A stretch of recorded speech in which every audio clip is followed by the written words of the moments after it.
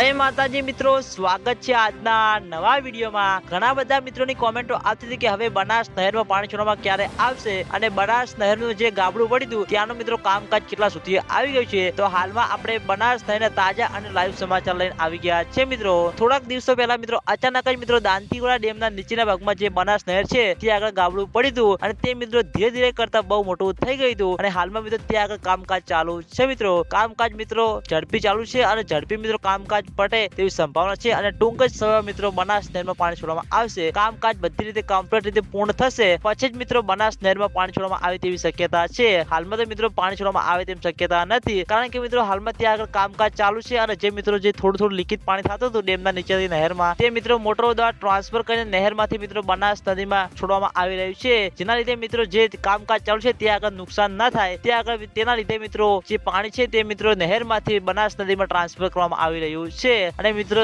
થોડાક જ દિવસમાં આ નહેરનું કામકાજ કમ્પ્લીટ થઈ જશે અને પછી મિત્રો બનાસ નહેરમાં પાણી છોડવામાં આવે તેવી શક્યતા છે। હાલમાં મિત્રો કામકાજ ચાલુ છે અને ઘણા બધા મિત્રોની કોમેન્ટો આવતી હતી કે આ પાણી ક્યારે છોડવામાં આવશે, તો મિત્રો હાલમાં છોડવામાં આવે તેમ નથી, કારણ કે હાલમાં ત્યાં આગળ કામ ઘણું બધું બાકી છે અને કામ બધી રીતે સંપૂર્ણ રીતે પૂર્ણ થશે પછી મિત્રો બનાસ નહેરમાં પાણી છોડવામાં આવે તેવી શક્યતા છે। અને આજના વિડીયોમાં આટલું હતું। તમે બધા અમારી ચેનલ ઉપર નવા હોય તો સૌથી પહેલા વિડીયો લાઈક કરી દેજો, કોમેન્ટ કરી દેજો અને ચેનલને સબસ્ક્રાઇબ પણ કરી દેજો। તો મિત્રો જય માતાજી।